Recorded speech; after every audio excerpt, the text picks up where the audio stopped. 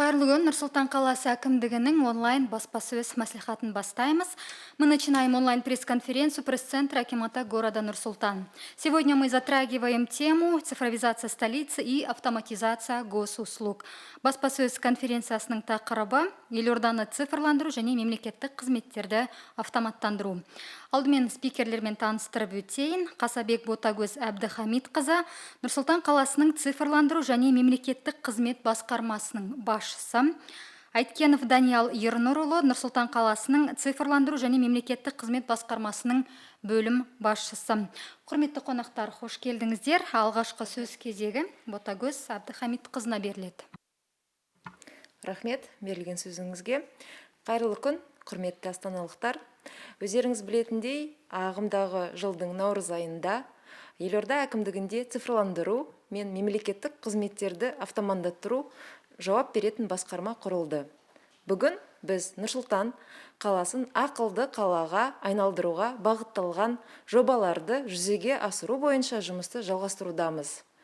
Цифрлық Қазақстан мемлекеттік басқарма бағдарламасы шеңберіндегі 6 негізгі бағыт бойынша көп үлестік проекттер жасап жатырмыз. Үлкен жобаларымыз бар. Ең жақсы жобалардың ішінде біз көп назарымызды мемлекеттік қызметтерге аударып отырмыз. Цифрландыру басқармасы құрылған кезде Нұр-Сұлтан қаласының әкімдігі 160 қызмет көрсетіп отыр. Басқарма талдау жүргізілді.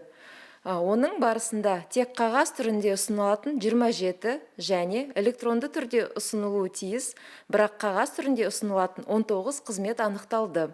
Қазіргі уақытта біз бұл қызметтерді электронды форматқа ауыстыру бойынша жұмыс жүргізіп жатырмыз. Жыл соңына дейін мемлекеттік қызметті 100%-ға асырамыз деп өзімізге жоспар қойып қойдық. Бұл сыбайлас жемқорлық тәуекелдерін айтарлықтай төмендетуге, қызметтердің қолжетімділігіне арттыруға және азаматтардың уақыты мен еңбек шығындарын азайтуға мүмкіндік береді. Сондай-ақ қалада Айқала орталығы бар. Ол біздің қалалық кәсіпкерлерді қолдау орталығы да іске қосылды. Айқала бір терезесі арқылы кәсіпкерлер мен жеке тұлғаларға арналған техникалық шарттарды бір өтінішпен алуға болатын жер. Мұны Айқала орталығында немесе веб-сайтта бір өтінішпен жасауға болады. Өзіміз Айқала центрі Қошқарбаевада орналасқан. Ал егер үйден отырып өзіңіз өтінішті беретін болсаңыз, айқала.kz сайтына кіріп, өтінішіңізді беруге болады. Ары қарай қалған 5 негізгі бағытты өзімнің бірге жұмыс істейтін әріптесіме сөз берем. Да, в рамках госпрограммы «Цифровой Казахстан» нами реализуются приоритетные проекты по 5 ключевым направлениям. Это цифровизация образования, здравоохранения, ЖКХ, транспорта и безопасности. Хотел бы сказать немного про образование. На сегодняшний день все столичные школы на 100% оснащены компьютерной техникой и доступом к сети интернет. Также в школах у нас они оснащены кабинетами робототехники и 50 кабинетов STEM-лабораториями. Также внедрен проект «Безналичный расчет школьного питания», где родители могут контролировать питание своих детей в школе. Для обеспечения полноценного видеонаблюдения сейчас идет установка камер в школы. До конца года планируем установить 4752 камеры. Таким образом будет охвачено 100% школ видеокамерами. По здравоохранению. На сегодняшний день все подведомственные медицинские организации обеспечены доступом также к сети интернет и обеспечены компьютерной техникой. Также в пилотном режиме запущен проект 112. Проведен анализ всех звонков в экстренные службы, 81% звонков по ошибке либо ложные. Помимо этого, в рамках контроля за распространением коронавирусной инфекции нами создан ситуационный центр. Он необходим для мониторинга эпидемиологической ситуации и принятия оперативных мер по борьбе с COVID-19. В период пика распространения коронавирусной инфекции была начата разработка информационной системы. Сейчас нами планируется интеграция со сторонними информационными системами для ускорения актуализации данных, исключения человеческих ошибок и освобождения человеческих ресурсов. Также по безопасности, как вы знаете, в 2017 году нами был запущен проект «Сергек». По результатам 10 месяцев текущего года, по сравнению с 10 месяцами прошлого года, количество ДТП снизилось на 40%. Ранений в результате ДТП на 50%. По результатам установки камер видеонаблюдения в городе Нур-Султан и покрытия наиболее криминогенных зон камерами, в столице отмечается снижение преступности в общественных местах на 44%. По транспорту. По транспорту нами реализуется проект ITS, интеллектуальная транспортная система. Она включает в себя следующие компоненты. Первое – это адаптивное управление светофорными объектами. Второе – это электронная система оплаты проезда в общественных местах. И третье – это диспетчеризация общественного транспорта. На сегодняшний день доля электронной оплаты проезда составляет 100%. Безналичный расчет позволил вывести из теневого оборота более 40% денежных средств. Далее хочу передать слово руководителю управления цифровизации Бадыгос Касабек. Она более подробно расскажет про инновации. Рахмет, Даниэл. Инновацияларға тоқталатын болсақ, бізде цифрлық Қазақстанда және де цифрлық Қазақстанның порталы бар. Осы порталында халықтың цифрлық сауаттылығын арттыру үшін цифрландыруға курстарды жасап, қазір сол курстарды кәдімгідей үйретіп жатыр. Қала тұрғындарына ыңғайлы болу үшін бейне сабақтары бар, телеграм арнасы да жұмыс істеп отыр. Сонымен бірге әкімдік елорданың инновациялық экожүйесін дамытуға ерекше назар аударып отыр. Айталық, біз жүйелі негізде елорданың стартап жобалары мен кәсіпкерлердің қалалық шешімдерін қолдау бойынша іс-шаралар өткіземіз. Жыл сайын қаланың стартап қоғамдастарына 2000-ға жуық жаңа қатысушыны қарастырып, олардың барлығына білім беру бағдарламаларын, инвестициялық жобалар және пилоттық жобаларды жүзеге асыруға мүмкіндік береміз. Бұл стартаптар Астана Innovations Challenge ауқымды стартап марафонының түлектері болып табылады. Данная программа на самом деле всем молодым компаниям, специалистам, стартаперам позволяет пройти большой конкурс, посоревноваться, увидеть друг друга, и специальной комиссии выбираются проекты, которые нужны для нужд города. Все эти проекты курирует у нас одна из наших компаний подведомственных Астана Innovation вместе с швейцарской компанией SeedSpace. Они, SeedStars, на площадке SeedSpace открыли некий хаб, на котором сейчас ведутся большие проекты, инвестиционные проекты, зарубежные, где каждый казахстанец может зарегистрироваться, прийти, пройти отбор и дальше инвестироваться уже мировыми компаниями. Также мы ведем активную работу с Астана Хабом, являемся партнерами с Астана Хабом, имеем уже общие проекты и общее видение. Кроме этого, город очень большое внимание обращает на STEM-олимпиады, где могут участвовать не только компании, где могут уже участвовать ученики. В прошлом году провели несколько мероприятий в офлайн режиме. В этом году все мероприятия уже проходили в онлайн режиме, где наши школьники участвовали и предлагали действительно реальные и живые проекты. Бұдан басқа жақында әкімнің қолдауымен IT кеңесті жасадық.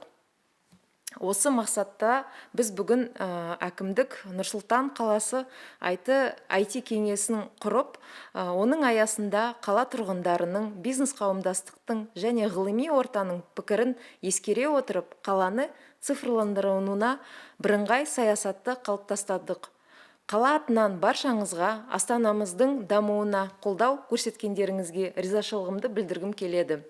Біз Астана әкімдігі мен тұрғындарына пайдасын тигізетін жаңа ұсыныстарды қуана сізден күтеміз. Рахмет.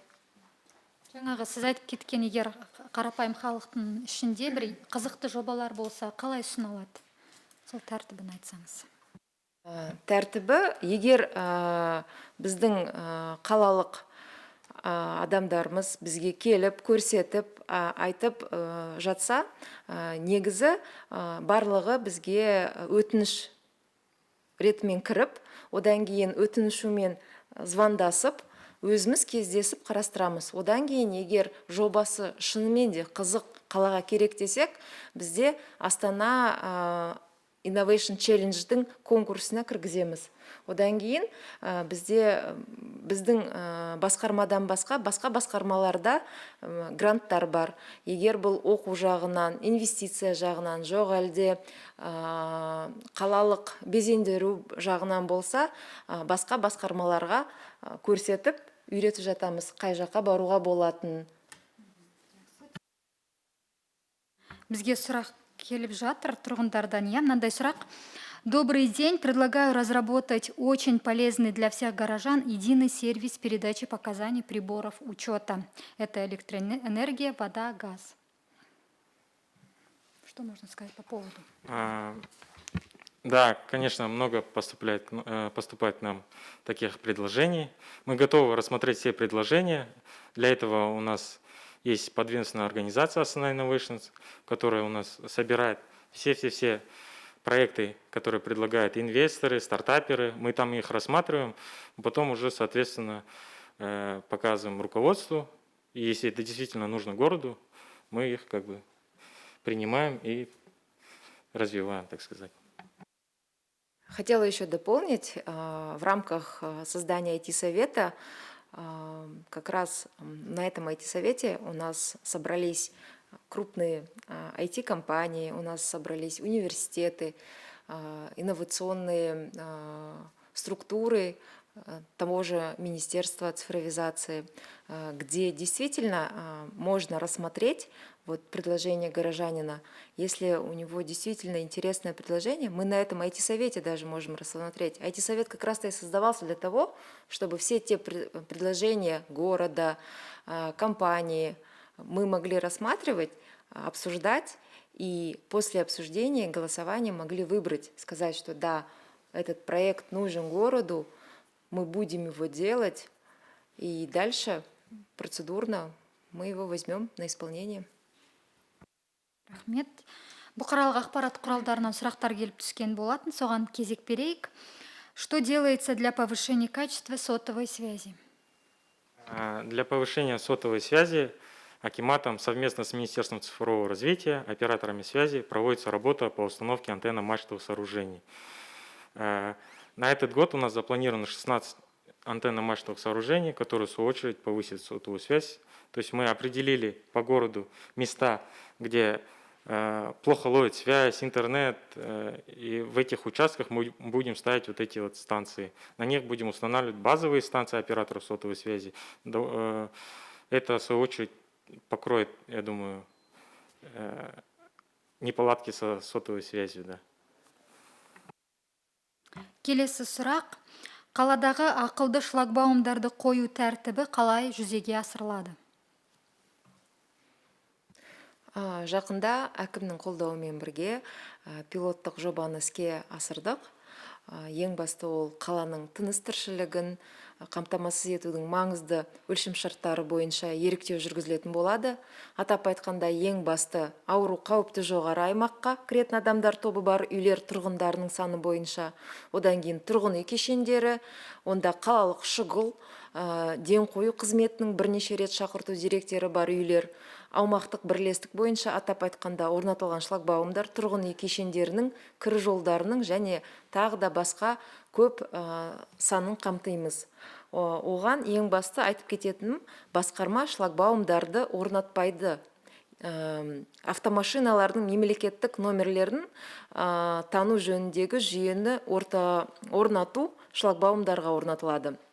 Осыған байланысты тұрғын үй кешендерін жоспарлы қамту ағымдағы жағдайға тексеру жүргізілгеннен кейін жүргізілетін болады. Хотела бы отметить, управление в пилотном проекте начали устанавливать умные устройства на шлагбаумы. Мы не устанавливаем шлагбаумы, мы ставим устройство на шлагбаум. Над шлагбаумом мы ставим камеру, которая считывает номер наших социальных служб, будь это скорая, пожарная, либо ДЧСная машина. По считыванию номеру прибор дает автоматический сигнал на шлагбаум, и шлагбаум открывается. Это интеллектуальная система, то есть это не сам шлагбаум. Это я хотела отметить от себя. Спасибо. Рахмет. Осымен сұрақтар тәмам. Көрсетілімді аяқтаймыз. Сау болыңыздар.